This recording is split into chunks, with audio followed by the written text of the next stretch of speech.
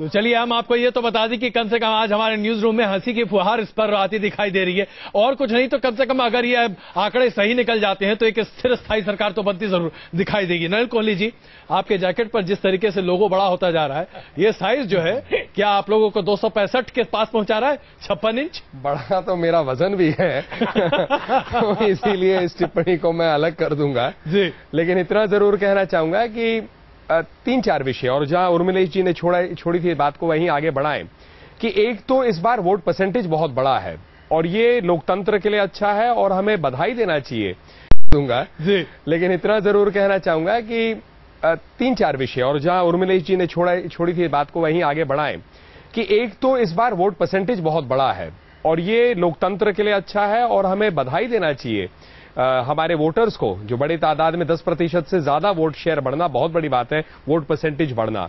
और ये मुझे लगता है सांकेतिक है कि एक तरफ एंटी इनकम्बेंसी और दूसरी तरफ आशा, क्योंकि हम लोगों की राजनीति विकास गुड गवर्नेंस की राजनीति इस चुनाव में रहे जी। और मोदी जी जिस प्रकार से पूरे देश में घूमे हैं उन जगहों में भी जहां पर हमारा जनादेश कम माना जाता है वहां पर भी अब संकेत है कि हमारी सीटें आ रही हैं।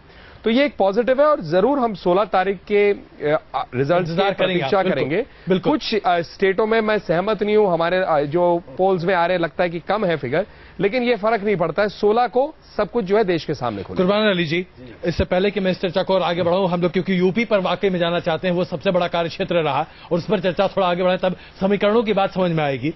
अगर ये आंकड़ा है और चीजें वैसे ही हैं तो क्या आप वाकई में इसको मोदी लहर कहेंगे, या आप इसे दरअसल ये कहेंगे कि जनता विकल्प चाहती थी, विकल्पहीनता की वजह से आज एनडीए इस बढ़त के साथ है, वरना वाकई में अगर लहर होती तो फिर तो राकेश जी के आंकड़े की बात करते हैं 300 प्लस।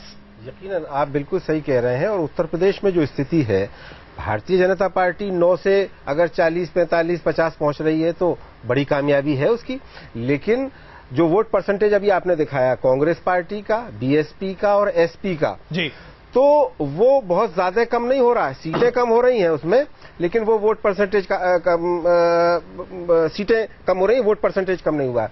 दूसरी चीज ये कि देखिए साहब, लहर जो हमने देखी थी 77 में कि 84 में से 84 सीटें उत्तर प्रदेश में जनता पार्टी जीती थी, और 1984 में जो लहर हमने देखी थी वो 84 सीटों में से 82 सीटें कांग्रेस पार्टी जीती थी श्रीमती इंदिरा गांधी के बाद। और इनका आंकड़ा तो पिछली बार 98 या 99 में 53 सीटों का है। जी बिल्कुल, 53 का उत्तर प्रदेश में तो अभी तो वो भी पहुंचता हुआ नहीं नजर आ रहा है। तो अगर वो नहीं है तो फिर वो लहर नहीं है और उसके कुछ और दूसरे कारण हो सकते हैं। तो जब तक अगर 60 का आंकड़ा भारतीय जनता पार्टी नहीं छू रही है तो उसे उत्तर प्रदेश में तो कम से कम लहर नहीं माना कम से कम इतना तो मान लीजिए कि 10 से 50 तो तो स्वीप है एकदम। नहीं, उसको 60 भी कर रहे हैं, मुझे ऐतराज नहीं है, लेकिन ये है कि वो आंधी और सुनामी और लहर, वो उसको आप तब कहिए जब उसको। नलिन जी हम आते हैं आपके पास। मैं इतना ही कहना चाहूंगा कि इंग्लिश का एक अच्छा शब्द है निट पिकिंग, और ये से शायद कहीं ना कहीं कुर्बान अली जी उसको उस रूप से देख रहे हैं। हमारे 116 सीटें हैं इस वक्त, और 116 सीटों से कोई भी पार्टी अगर 265 पहुंच जाती है, अगर पहुंच रही है एनडीए के साथ, हम 160 अपने दम पर करीब उत्तर प्रदेश की बात हो रही थी। मैं उत्तर प्रदेश पे भी कह रहा हूं कि आप अगर इसे परसेंटेज में देखेंगे 10 के अगर आप 45 देखते हैं 450% है, तो मतलब आप जो है किस रूप से कह सकते हैं कि एक अच्छा प्रदर्शन नहीं है। बाकी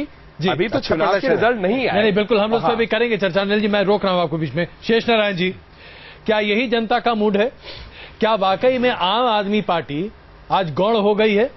क्या वाकई में बीएसपी जो कि एक डेडिकेटेड वोट बैंक के साथ लगातार खड़ी रहती थी, ऐसी चोट खा गई कि उसका सुपड़ा साफ हो जाए?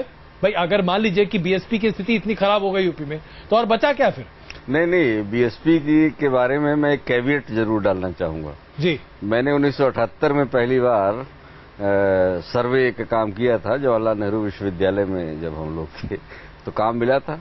तो उसमें बड़कवन जहां नहीं है बाबू, और आज तक वही चल रहा है, दलित कभी नहीं एग्जिट पोल में बताता कि हमने किसको वोट दिया, कभी नहीं, नेवर। तो वो कैविएट मैं दूंगा जी। तो और उत्तर प्रदेश का जो भी आंकड़े आते हैं जी, और दूसरा ये है कि 2000 आदिकाल से जब से ये एग्जिट पोल का कल्चर चला है, उत्तर प्रदेश के बारे में किसी ने कभी सही प्रोडिक्शन नहीं किया। बाद में व्याख्या का सेशन हम लोग करते हैं, जब रिजल्ट आ जाता है तो हम बैठ के बताते हैं देखो यहाँ गड़बड़ हो गया। एक मिनट राकेश प्लीज, यहाँ ये गड़बड़ हो गया, हमने ये ज्ञान दिया होता, थोड़ा सा हमने यहाँ परसेंटेज नहीं डाला, मार्जिन ऑफ एरर, ज्ञान की स्टेटिस्टिक्स की गंगा बहाते हैं। तो यूपी के बारे में ये 2-3 बातें, अगर ये मैं गंभीर बात कर रहा हूँ, इसको हाथ से भी न लें।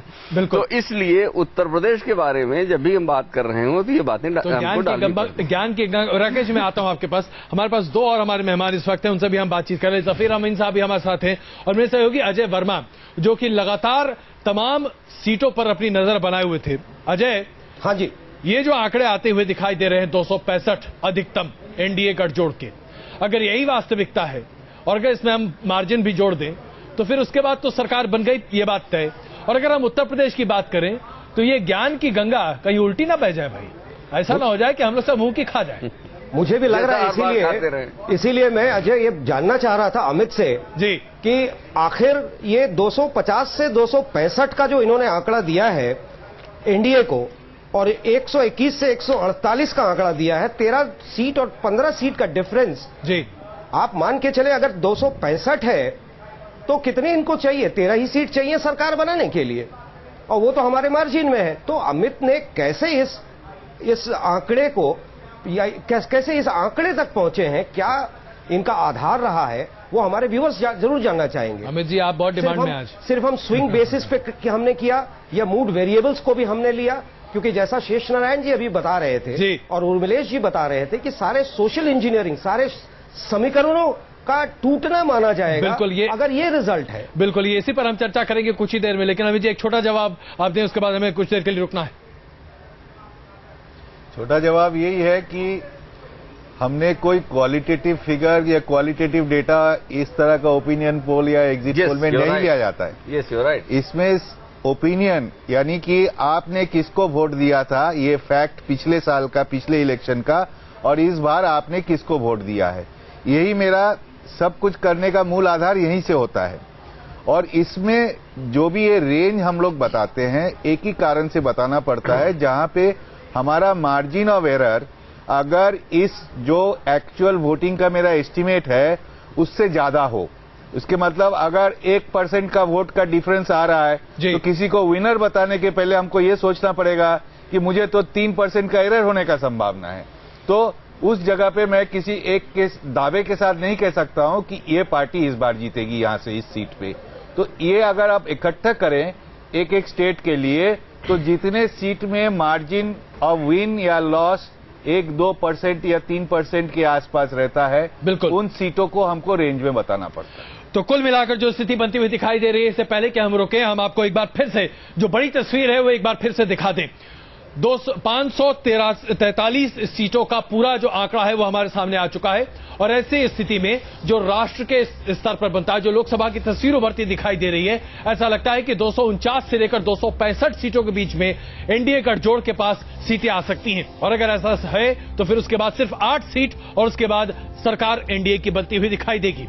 अगर आप इस पर देखें, यूपीए गठजोड़ का अब तक का सबसे खराब प्रदर्शन यह माना जा सकता है, क्योंकि 121 से लेकर 148 के बीच में यूपीए गठजोड़ आता हुआ दिखाई देता है। और ऐसे में संभावनाएं या आशंकाएं यहां तक जताई जा रही है कि हो सकता है कि 100 या 110 के आसपास आकर कांग्रेस जुट जाए या शायद 100 के नीचे चली जाए। और अगर ऐसा होगा तो ये 77 में भी ऐसा नहीं हुआ था, ये होता हुआ अपने आप में दिखाई देगा। तो ये चुनाव कई सारे समीकरण बिगाड़ेगा।